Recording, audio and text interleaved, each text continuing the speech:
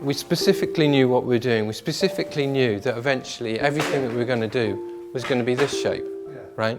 Other than that, we had total freedom.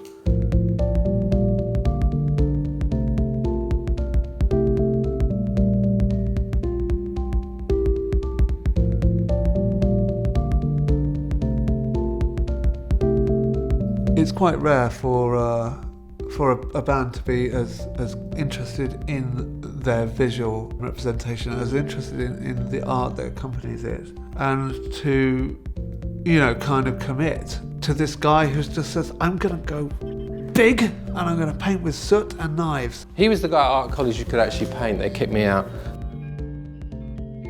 When I met him, first day, I thought, he sat there with a book and you're totally aloof. I thought, I'm either really going to hate this bloke or I'm only going to end up working with him forever. One of the two. And then when we signed a record deal and I first had to deal with like the graphic designers and so on, I'm like, oh, I can't cope with this. This is like a sort of manufacturing business. And then he phoned up one time and said, do you want to have a go at doing a record cover? And I thought, yeah, I'll have a go. And we bought a computer and we set about doing the bends. And that was it, really. We just carried on from there. Yeah. The idea of the record shop as a democratic, non-hierarchical art gallery where the art itself has no intrinsic value because it's just a printed piece of cardboard was something I really, really liked. After the OK Computer Tour, I was a bit ragged and I couldn't really do anything creatively. My partner, Rachel, said to me that you should just go back to your art. Stop doing music for a while because it's kind of too loaded.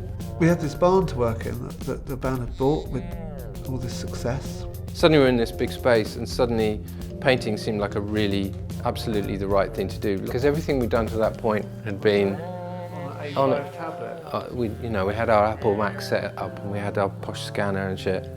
But it was just really dry. And I was like, right, we're not doing this thing anymore. We're going to use sticks and knives and we're going to lose our sleeves to make marks and do great big, massive pictures as big as we can fit on the walls here. I'll do my art crit sitting down. Oh yeah, that's a good idea. This is a painting that I did in response to certain distressing events in the former Yugoslavia. The Balkans had sort of fragmented. People who looked like us, people who wore clothes like us, who watched telly had the same stuff. They were dying and being killed and putting each other in concentration camps and dragging each other along and wrapped in barbed wire behind tanks. It seeped in because you start off wanting to explore landscapes. Started off wandering around Cornwall, and the next thing you know, there's snow-covered landscapes, there's blood everywhere.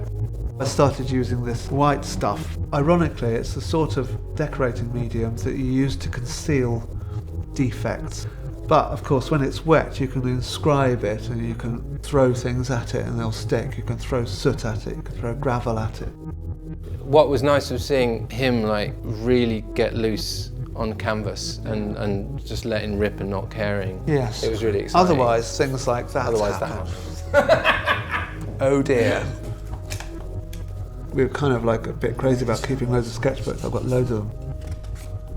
And a lot of the ideas that then found their way into paintings originated was just, a doodle or a sketch or an idea late at night or something. We were finally free in a workspace that we built and set up ourselves to be exactly as we wanted. And we had no deadline, so everything was informing everything. Most of them were done in a mezzanine above where the recording studio was. I dabbled. There's bits of your work, but I've kind of almost completely... You painted over them, I can't understand why. Bastard. Yeah. I'm working on the artwork and what it will become while they're working on the music and what it will become. I was just in this space where there was just music happening all the time. I'd find it hard to look at these without hearing the music. It's kind of in them. It's encoded. So we would take these paintings and use them as the basis for the work we wanted to do, to give it this emotion that we were trying to express. But then you could use the computer, you could use the little thing, and you could add in these elements that were previously impossible. They couldn't have been made. We were into sampling, we were into the idea of like scanning, blah, blah, blah, building textures in real life and then pulling them into the computer and see what we could do with them on every level, which is why we had a broken typewriter, which is why we'd scrunch it up and put it in someone's pocket and then flatten it out. All this is assembled, but at the same time, it's all informed by this collage, detritus kind of mentality, everything about it. It will be really great that people can actually see this work, because it will be the first time this work's been able to be seen for what it is. This is us speaking, and this is how we see stuff. And I'm proud of this period, because this period of work was when we found a kind of voice through the artwork, and it just developed into something exciting and something wasn't just for a record cover, it was something way beyond that.